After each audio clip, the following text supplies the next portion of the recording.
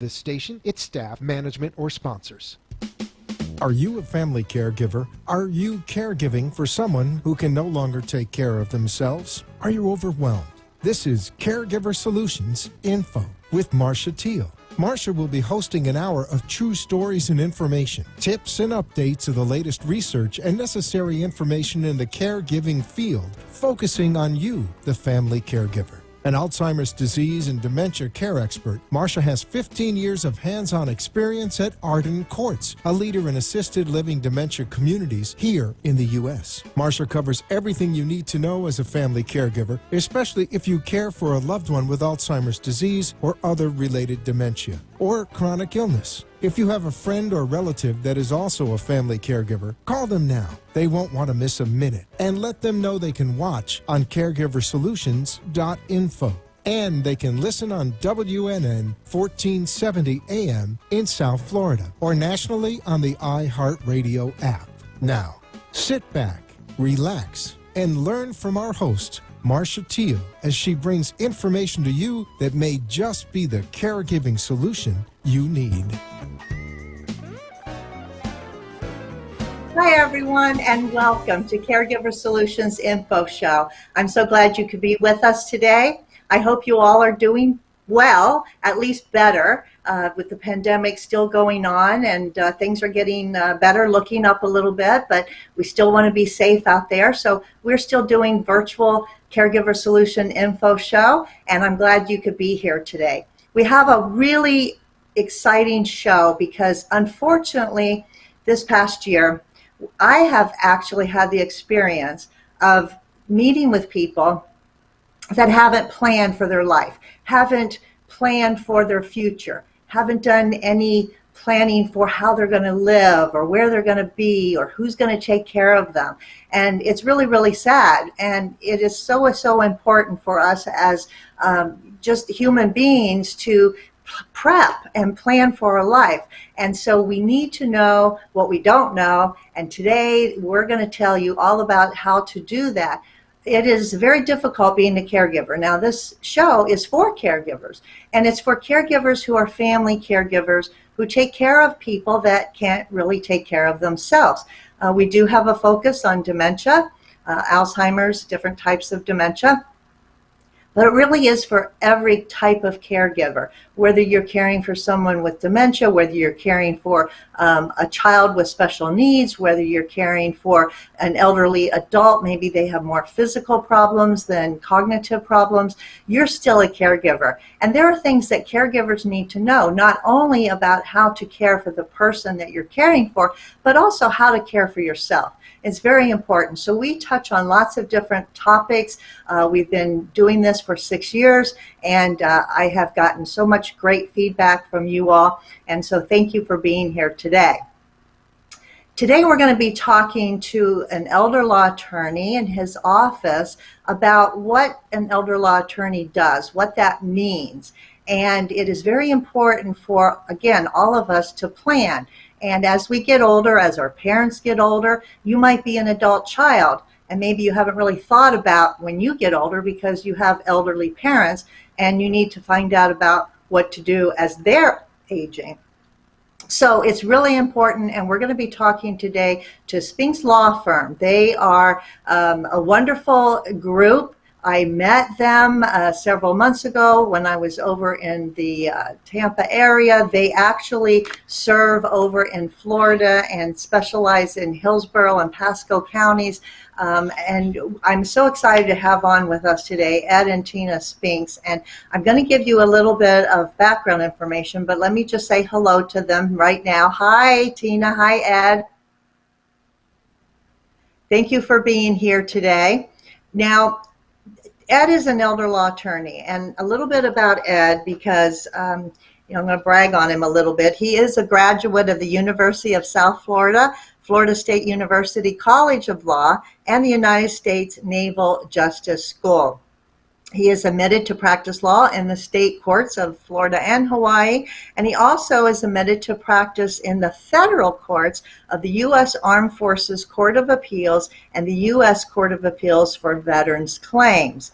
And Tina, she is an awesome lady with lots of compassion and passion. I've met her several times in person. We've had many conversations. Tina is the Vice President of Client Services and Community Outreach for Spinks Law Firm. So this couple here, they do such wonderful work, and we're going to talk about that today. So Ed, thank you for being here. And the first thing that I want to say is thank you for your service, being a veteran. And also I know that you were a firefighter and you've had over 25 years in the military. So tell me how that experience with being a veteran has shaped in part your way of doing your business of law. Oh, well, thanks for having us both. We enjoy being here and doing this type of stuff together and really just helping people. Yeah, and like you said, my service time was quite lengthy. I was 25 years in service, and so that really had everything to do with how I practice law today.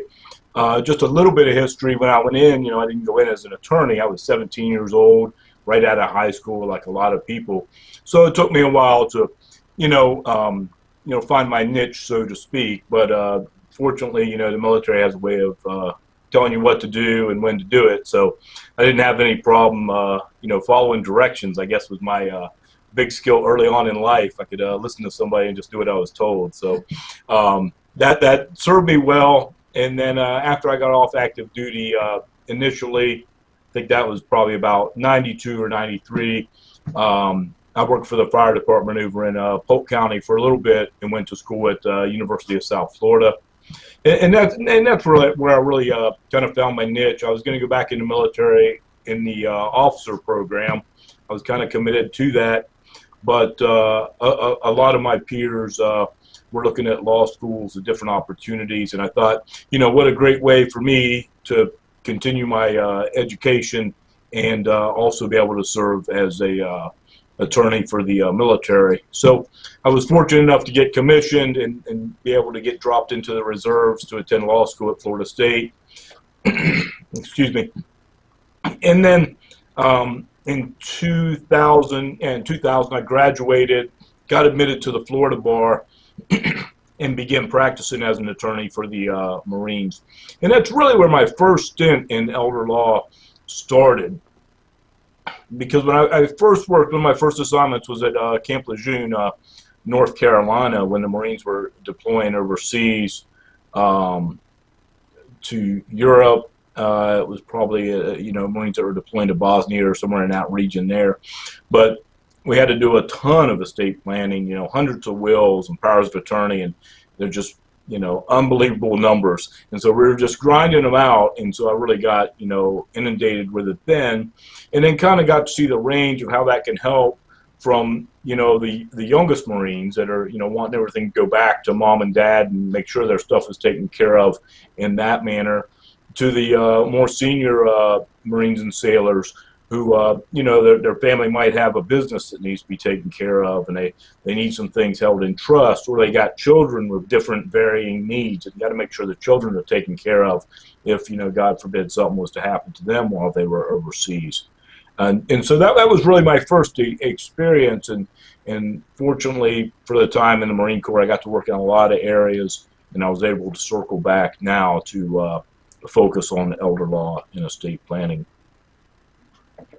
Well, I think that's great, you being a veteran yourself, and now you're helping other veterans with their needs as they get older, because there are certain benefits that veterans can tap into. And why don't you let us know some of the major ones that maybe people aren't aware of, or maybe they should be checking out if someone is a veteran and they need some type of financial help for their living. What can they do about that? Sure. And so I've worked a lot with VA compensation. I'm a certified accredited VA attorney. And it's interesting, they didn't really have that until 2007. So my timeliness of getting that, I probably got it pretty early on. I might even got accredited in 2007. So I've worked with veterans and their families for quite some time. The breakdown on veteran benefits is it's important to know there's two sides of veteran benefits. There's the side the VA calls compensation, and then there's the other side that they call pension. Now, from an elder law perspective, we normally work a lot with pension, but I want to take just a minute to explain the difference because it gets a little confusing. So a lot of veterans, when they get discharged, they're first looking at compensation. Compensation, kind of like a workers' comp type thing, where if they got some injury in service, like shrapnel to the knee or fell off a truck, or even if it aggravated a pre-existing condition. For some of the older veterans that are, getting out after, 10 or 15 years, if it increased their high blood pressure or had some adverse effect on some medical conditions, those can all come under the umbrella of compensation. And so that's where you hear about the VA saying the person's 10% disabled, 50%, 90%. A lot of those claims, just kind of thinking what you hear in the news, like veterans have PTSD and they're getting treated and they got a percentage. All that stuff you hear about is under the compensation package. And so what happens is veterans initially get out and maybe they don't have any injuries or anything from service. So they've done their 4 years and they get out and say, I don't have any claims. So in their mind, they think, I don't have any compensation claims, so I have no VA claims. But the other side of the coin is what veterans and their families often forget about, is this pension side. Now, that's benefits that kick in generally after they turn 65, and it can be sooner, but in the general terms, after they're 65, and that can be used to assist with help in an assisted living facility, a nursing home, or even when the veteran needs help at home. The main program I'm talking about is VA aid and attendance, and it kind of is just what it says. If the veteran needs aid and attendance or assistance of another person in their daily activities, that's what that program's for. So while that veteran might have been, 1972 and got out in 76 with no disability, it doesn't mean now, well, if I did the math right, they were 65 or whatever, that they don't qualify for aid and assistance. They just kind of forget those benefits are out there. And that's where I find the biggest help can be to veterans is some of these plans that they didn't think about or they didn't need early on in life because they were young. But, now they might need more assistance later in life. And it's out there. And it's just unfortunate that it's not always talked about. And sometimes the veterans just forget about it or don't know about it. So it's a real, joy to be able to tell them, hey, there is some help out there, because it actually pays the veteran money to help with this aid and assistance. It helps offset those medical bills and helps bring the family in. Now, one thing I should say, a caveat difference between pension, VA pension that we talked about, like aid and assistance, and VA compensation. Compensation has no basis on what income or assets the veteran has. So the veteran can work a full-time job and still have a disability and receive money directly to the veteran on the compensation side. On the pension side, it's not the same. The VA takes into account the veteran's assets, their income, be it Social Security, some other pension, or what they're doing. So that's where the planning aspect is very important, to make sure the VA rules are followed and those amounts are calculated properly. And is that what you do as a firm? You can help people figure that out and help them know what to apply for and if they qualify? Sure, that's part of what we do. We do a good amount of trust planning. So, it might involve having assets put in trust, and sometimes it just involves some general advice to the veteran. Hey, this is where you need to be, and these are some ways you can get there. So they can kind of make their own decisions, but sometimes they do need the legal help of formulating a trust to hold money, or divesting themselves of some assets in different ways. And that is actually, yes, what we can help with the most is the legal course of making sure they meet the qualifications by the VA regulations. That's great. And so there's been talk about the veterans benefits versus Medicaid, and there's some misinformation out there. Can somebody have both of those things, or can they only have one or the other? So do you help coordinate veterans benefits, and you also do Medicaid planning? That's exactly right. For the non-veterans, part of what we do is also Medicaid qualification and Medicaid planning, because that's another avenue to help offset the cost of, home care, assisted living, nursing home. That can be critical in getting the maximum amount of Medicaid benefits to help offset that. And, everybody's paid into these benefits, most of your lives, at least as long as you've been working. And, you need to also be able to make sure you follow the Medicaid rules to get that maximum amount of benefits. And frequently they also require income and asset limitations tests for those benefits. And so we'll do similar planning. Now, unfortunately, the regulations are completely different. So we'll do similar planning for the Medicaid clients that we have come in to make sure they maximize the benefits. And that's kind of what I say when I'm talking to people. We're there to help you maximize the use of your government benefits. Sometimes we can help, sometimes we can't, and sometimes people are just going to qualify from the outright, and that's great too. But we do what we can for those people that are right on the edge normally, that might not qualify outright, but can have a little bit of planning put in place, and then in a short amount of time, or somewhere in the near future, we can get them to be qualified under the regulations and do everything the right way. And that's a big benefit normally for the families, because a lot of times the burden will fall onto the loved ones to, help chip in for mom or dad in that health care, because, it can be a significant expense at times. Absolutely. And it seems like the costs just keep going up and up all the time. And so people need all the help they can get. So I'm glad that you're there to do that.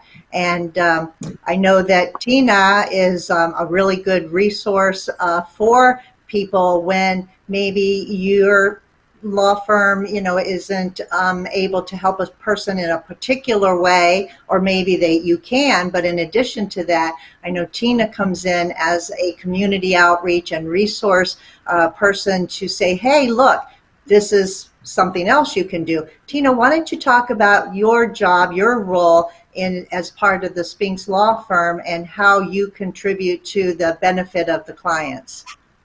Sure. Thanks, Marcia. My role is really twofold: client services and community outreach. And when we talk about client services, it's really, in support of, what their needs are, what they're looking to accomplish. After Ed speaks with them in regards to if it's assisted living, if it's senior living, communities, nursing homes. Sometimes they're just not sure, and there's a vast amount of different communities and living situations within the community, and they're just not sure where to begin. And so I've been in the marketplace here for 20 plus years in a relationship building sense, and have pretty strong relationships with these different facilities, communities, the community resources in general as well. And when someone comes to us and says, I'm looking, I have this need, I'm going to need to have a placement for my loved one, be it memory care, be it assisted living, I'm not sure where to go. I offer, and I bring a value to them and the family is, here's some facilities that I know of that might be able to be a support, might be a good placement, might be a good fit for the family and for the resident to be in the prospect. And so I make that connection for the families. And I look at this as a warm handoff, so that they're not just cold calling.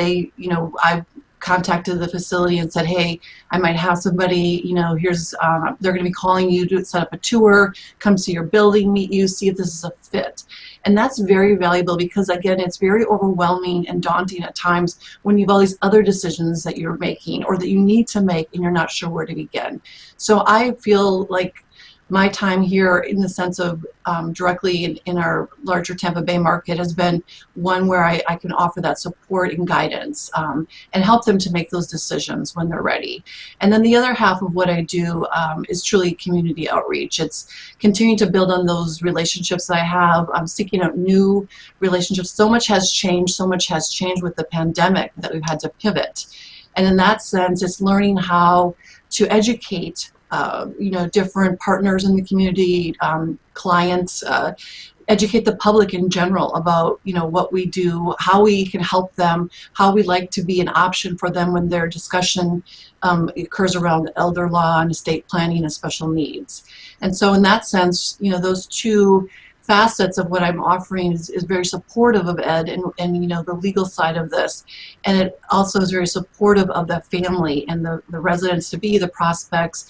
And I look at this as a way of us partnering with the community, but being, working together for the outcome, for the best outcome for the families. Absolutely. You do have a lot of experience in the community.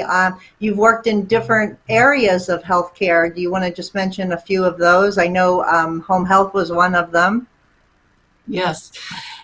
I started my career in practice management. I wore an operations hat, so to speak. And I kind of fell into business development because the private practice that I was working with needed somebody to go out and work with insurance companies. And as I got to develop that and work closer with assisted living facilities, I really understood hey, there's a great opportunity to market what our value we bring, understand how we can be a partner at the table, how we can wear a business hat as well as an operations hat, and be supportive to get the best outcome for the practice. And from there, I ended up moving into hospital management and then also into home care. And when I took the position with home health care, I really, found a niche for myself, and I enjoyed it immensely because it gave me the opportunity to provide outreach, to provide education regarding different services that we were providing and that we could provide. And there were times when we couldn't provide the service for whatever reason, but I always felt like if it couldn't be us, then let me be the one that has the outsource to say, I can't do, but this person can, or this company can. And again, that warm handoff, that customer service aspect of it is so important. And when you're dealing with the selling a service or marketing of a service, it's really important that people feel that you're helping them even when you can't, but you're offering that extension of, well, I can't, but here's who can, and I'll make the call for you, or here's the information so that you don't have to go and search and look it up. And that was very valuable. And I found in the same sense, meeting new people, understanding what social services did, what a case manager did, why the physician, was needing to, see the patient or the family, and versus just talking on the phone. It really became an opportunity for me to excel and promote, my services and the education that the company was providing, but also for me to engage and to build those relationships, which are just critical. Again, this is a relationship business, and really important that people know us, they trust us, they see us as a source of information, as a source of education, and part of the solution, for their problem. Well, I love the fact that you were in hospice for a while, home health, all of this, these areas. So what caregivers, what families are going through. You've been on the other side of it. And I think that's very, very important, that a good value that you do add, because when you're talking with families, they need your help. They need expertise. They need a full rounded, not just an answer for one thing, but let's look at my whole life. Let's look at the big picture, and you're able to provide that for them. So I think that's wonderful. We're going to take a quick break. And when we come back, we're going to talk about elder law, estate planning, what that means, and what you should know. So don't go away. We'll be right back.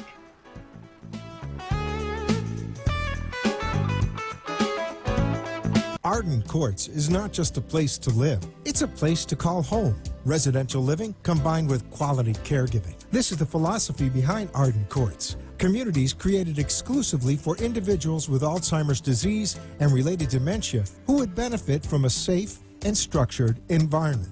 For additional information about any of the unique services Arden Courts provides, call 888-478-2410 to locate a community nearest you. Inquire about our educational seminars, resource library, or support groups, or simply feel free to ask questions you may have about Alzheimer's and related dementias. At Arden Courts, we know, we understand, and we can help because memory care is all we do.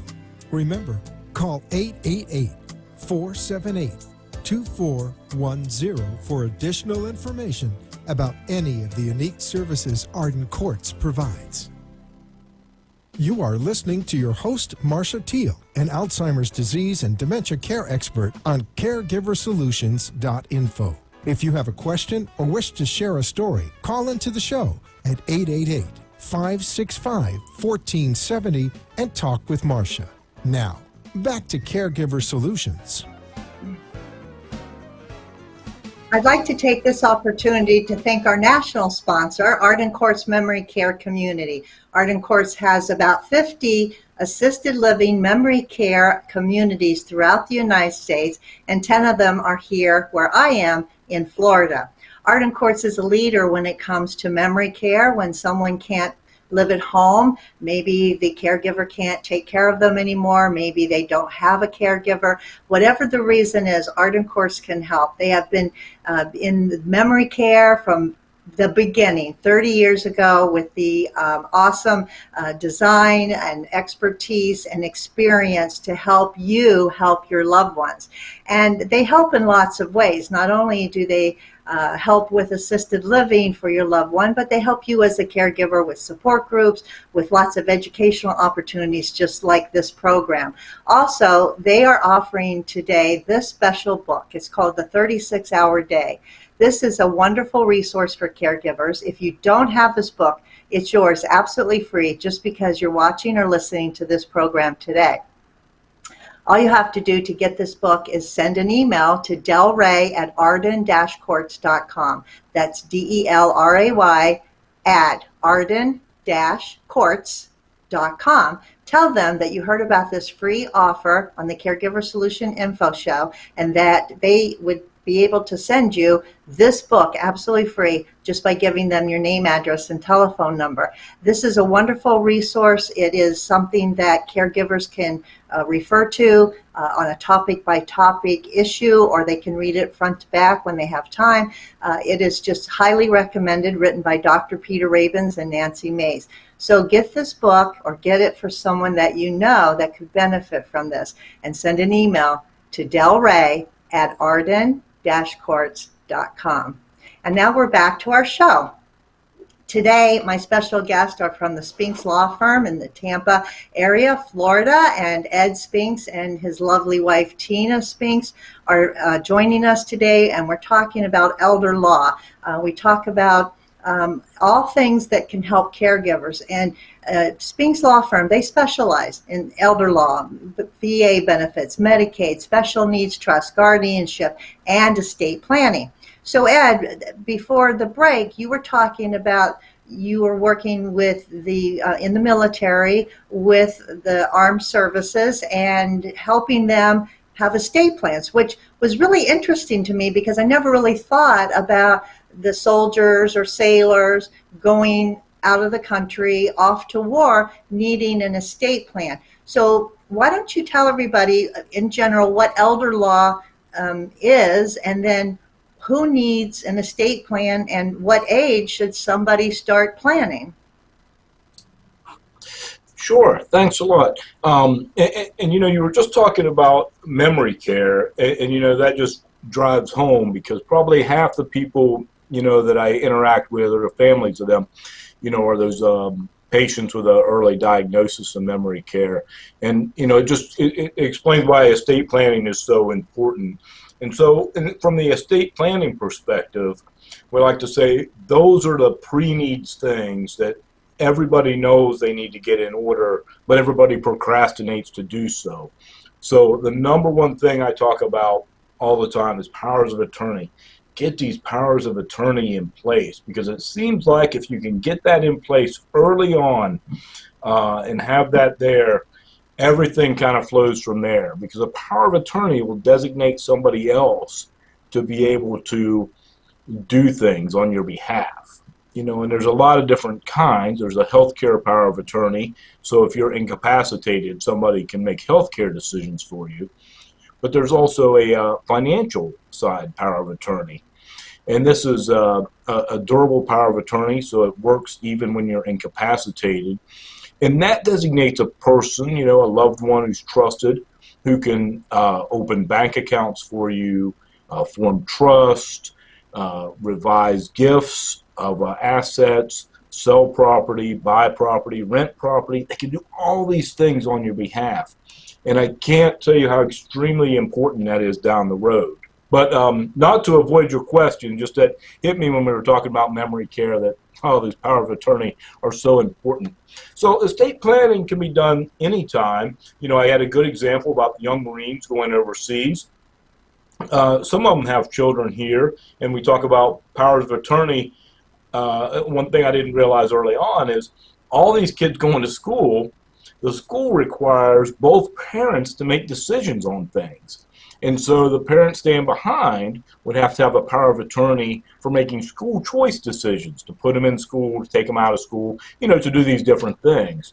So that was a interesting need for a power of attorney for a young family with a young child, and that's why it's important, when you get to that, even at a young age, you're getting married, having children, buying houses, all these major life events are times when you want to look at, your estate plan. Do I have a will in place?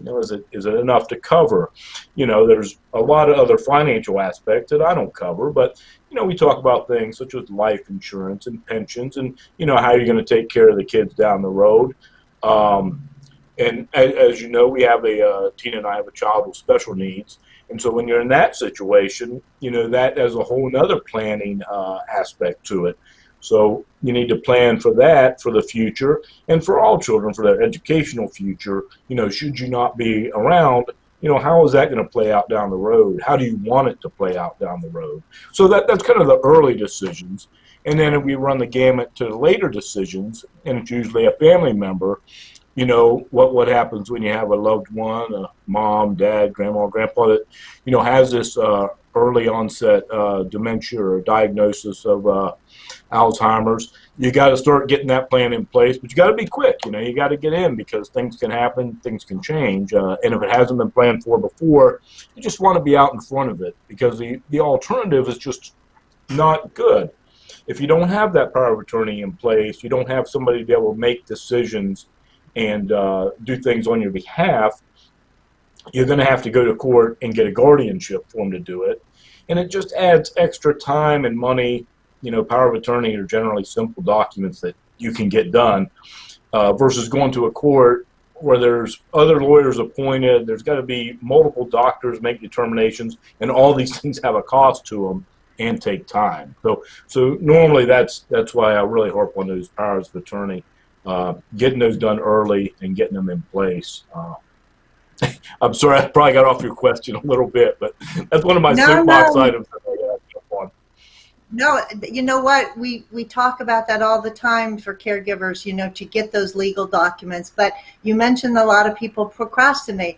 Why are some of the reasons that you've heard of people procrastinating? Are they just afraid, or they don't trust family, or they don't think something's going to happen to them? What do you hear? A little bit of all that. I think a lot of it is not wanting to address the situation or face the situation. It's not always a pleasant conversation to sit down with your wife and say, hey, I want you to be my power of attorney. Should I, be incapacitated for some reason? This came up a lot, I'm sorry, due to COVID. Excuse me. And you saw a lot of people going on ventilators and being incapacitated for a short amount of time. And so it did, I will say, motivate a lot of people to have that conversation, because they saw other people, if they can't operate or function for a month or 6 weeks or 2 months, how are things going to be done? How are bills getting paid? How are decisions being made? Like I told you, everything from the basic stuff, like how's the kid, assigned from one school to another, to the more complex things, like you need to sell your property to pay some bills. How's that going to be done if one spouse isn't available? It adds a unique perspective to it. And so, when they hear other stories and hear other people, it kind of motivates people to get it done. And that's a lot of the pushback, just the difficulty in having that self-actualization that, hey, one day you might not be able to function for yourself. But, we try to help, and we try to remind them of that. And I think, too, it's a lot of things that people don't also think of, just the examples I gave. It can be the basic things that got to be done every day. If you, take yourself out for a month, how's that going to be done? And then how's your spouse going to have authority? And I say spouse, but it can be anybody. So how's the other person that you want to designate going to have the authority to do that? They need some documents put in place. Absolutely. And, it's never too soon to do that. Unfortunately, this past weekend, I was on vacation over in Fort Myers, and ran into a nice couple of two ladies by the pool and chatted with them, had a nice conversation.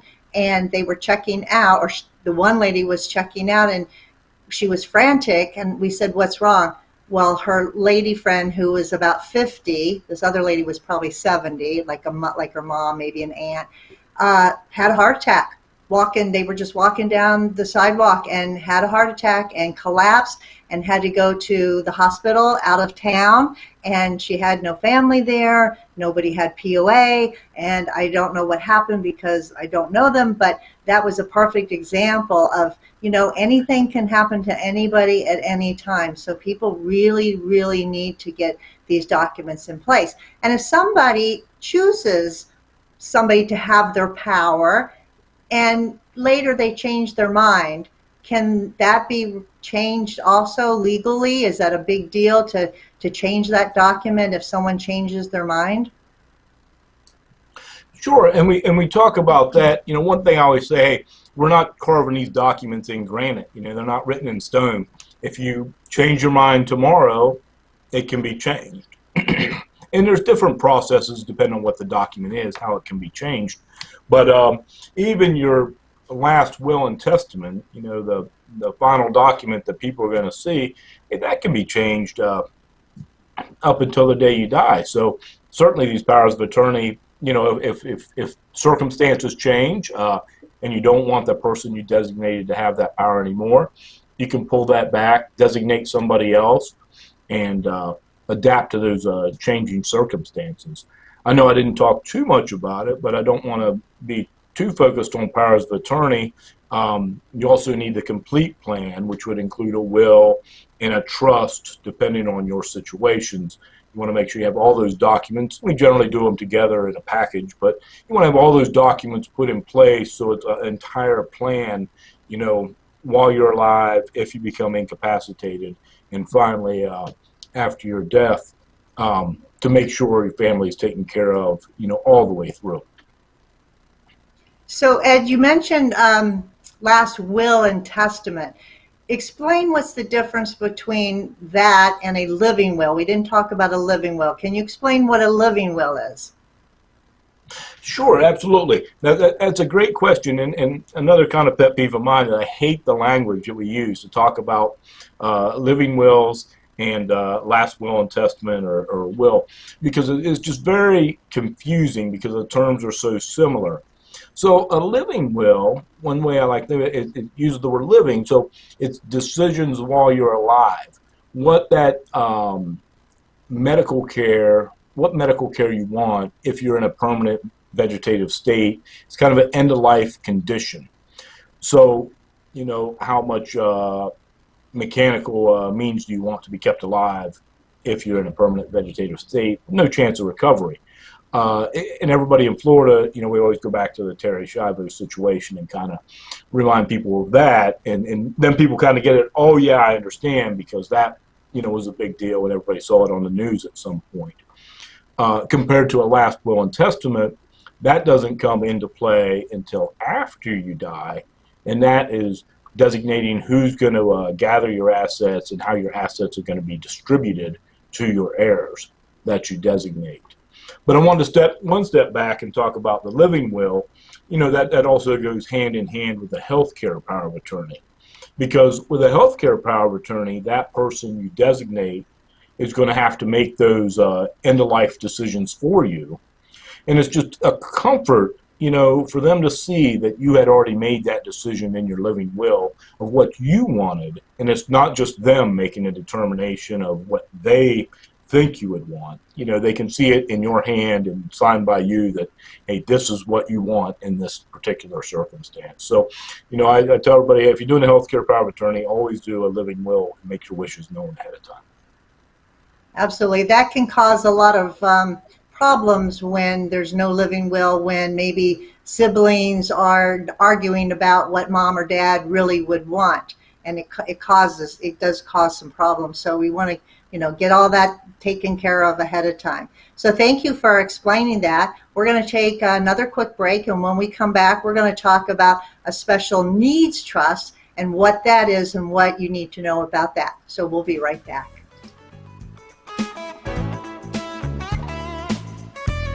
Arden Courts is not just a place to live, it's a place to call home. Residential living combined with quality caregiving. This is the philosophy behind Arden Courts. Communities created exclusively for individuals with Alzheimer's disease and related dementia who would benefit from a safe and structured environment. For additional information about any of the unique services Arden Courts provides, call 888-478-2410 to locate a community nearest you. Inquire about our educational seminars, resource library, or support groups, or simply feel free to ask questions you may have about Alzheimer's and related dementias. At Arden Courts, we know, we understand, and we can help because memory care is all we do. Remember, call 888-478-2410 for additional information about any of the unique services Arden Courts provides. You are listening to your host, Marcia Teele, an Alzheimer's disease and dementia care expert on caregiversolutions.info. If you have a question or wish to share a story, call into the show at 888-565-1470 and talk with Marcia. Now, back to Caregiver Solutions. We're back, and my guests today are Ed and Tina Spinks of the Spinks Law Firm, and we are talking about everything that you need to know when it comes to elder law. Ed is an elder law attorney specializing in all kinds of areas, including estate planning, guardianship, Medicaid, veterans benefits. Veterans benefits is near and dear to your heart, and I know that you do a lot of that in your practice. But Tina, let's talk a little bit about why you all have a special interest in special needs trust and what that is and why it's important to you and why it touches your heart and affects the way that you all do your practice. So we have a special interest because we have a child with Down syndrome. So he is 10 years old. His name is William. He truly is, one of the best things that's probably happened to our family in the sense of just the joy and the enthusiasm, and everyone is an equal to him. And he just loves life and is truly the center of many, many folks. And when you have a child with special needs, an intellectual disability such as Down syndrome, or could be any type of disability, you have to, as a parent, think differently along the lines of, how am I going to take care of this child once they turn 18? What does that look like? Who will take care of my child, or as an adult then once they turn 18? If I'm gone, if I pass before they do, or who would I trust to understand that you have to have patience, you have to have understanding and kindness. And when it comes to, making those decisions as a parent, you really want to make sure that you've thought through, what does that look like? You've vetted your close family members. It's not for everybody. Some people may think that they, are understanding and accepting, and then when it comes time, it's it can be a little bit more work than they anticipate.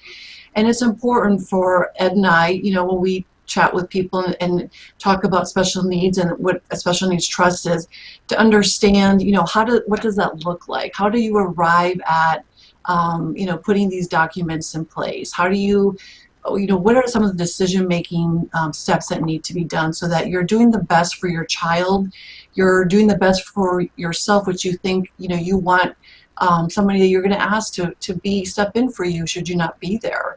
And it's a different walk, and it's a different perspective when you are the parent, and Ed being an attorney as well, being able to share a perspective that is very just not even just so much as it's just a perspective of I've been there, I understand, I'm walking that journey with you. And being able to share, understand and be supportive, and a lot of times it's a struggle early on. It can be hard to accept, and I speak honestly from that. My first year as a parent, with William, it was hard for me. I struggled a little bit. I tried to understand. I listened to others that I thought were experts, but ultimately William showed us that he can do so many things, and we celebrate him every day. And once you get to a point where you realize this is going to be just like every other child, it may just be a part where I need to be more patient or more understanding, or I may need to do a couple extra steps, or we may need some different type of support from family and friends. And you'd be surprised at times that people will step up. And when those people do, you want to say those are the ones that might be, a good, a partner in the care, the oversight, the decision making from a financial, from a healthcare, perspective, that you feel that's the best outcome for my child should I not be here, God forbid.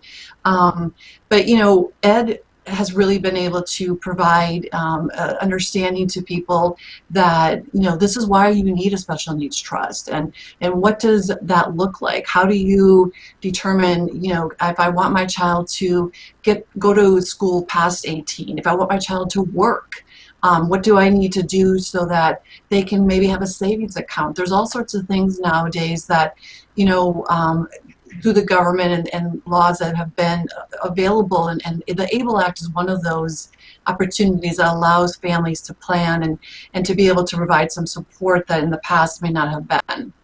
So I find that we look towards helping families understand how a special needs trust and special needs decision making, when it comes to legal needs and documents, what does that look like? And that's where Ed really can, provide that insight and expertise. Anything you want to add to that, Ed?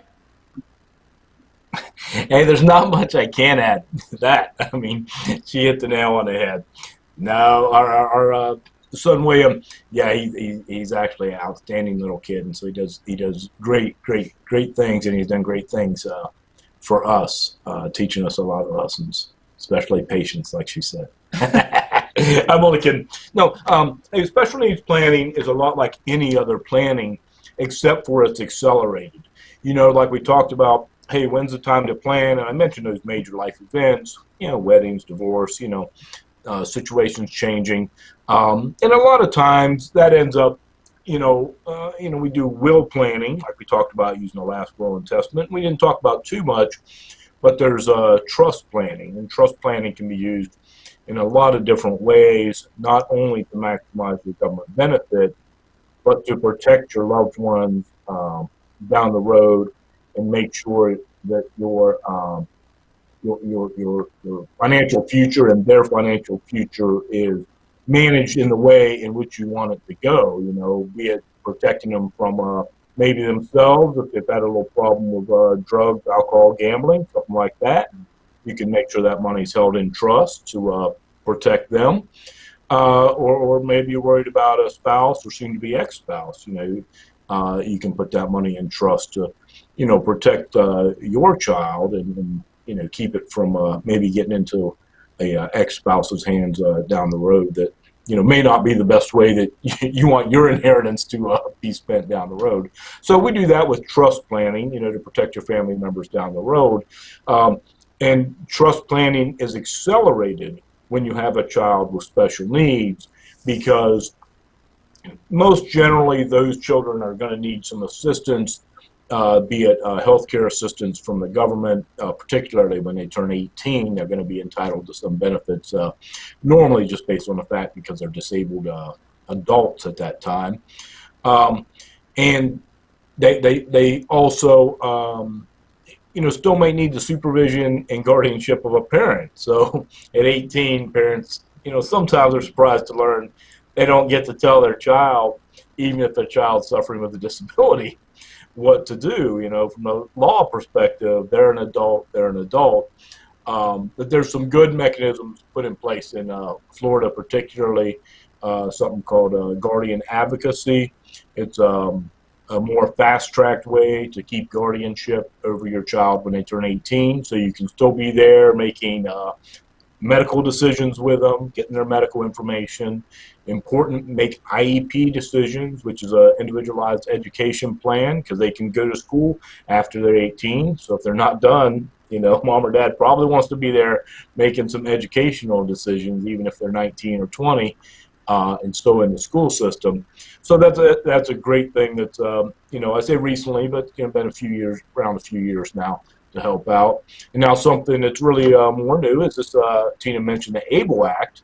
That's a federal act that allows people with disability to save some money and not be knocked off government programs. A lot of the government programs have a $2,000 asset cap. So if you got more than $2,000, you would lose your ability to get these healthcare benefits or maybe some employee vocational assistance. And so the ABLE Act allows them to save that money and provide for the child's future. Oh, that's awesome. So much great information. Life can be hard, life can be complicated, but I'm so glad that you are there to help untangle it and get it all straightened out. And not only do you guys talk the talk, but you walk the walk. And I really appreciate you being with us today. Unfortunately, our time is up, so take a minute to tell everybody how they can contact you if they would like to have a consult or talk with you about a specific issue. How do they contact you? Yeah, you hit the nail on the head. Everybody's life is different. Everybody's life can be challenging. So what we like to say, hey, it's our family helping your family. We got offices in Tampa, and we got offices by appointment in Brandon and Land O'Lakes. So we serve really the whole greater Tampa Bay area. So anybody that needs us can check us out at www.spinkslawfirm.com, or just give us a call at 813-651-1233. Be happy to help you. Okay, say that phone number one more time. Sure. 813-651-1233.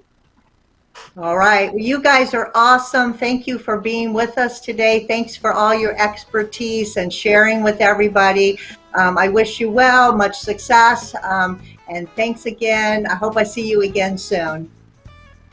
Thank you, Marcia. And thank you, everybody, for being with us today and joining us on caregiversolutions.info show. Stay tuned next week. Thanks for joining us for 6 this o'clock. week's Another Caregiver show will Solutions be, with Marcia Teele. Join us next week as Marcia, who has 15 years of Alzheimer's disease and dementia care experience, brings you more needed information to help with the care of your loved one. This show can be seen again on caregiversolutions.info, and questions can be left on the site, which may be used on the program to help others. See you next week for more Caregiver Solutions. The opinions expressed on the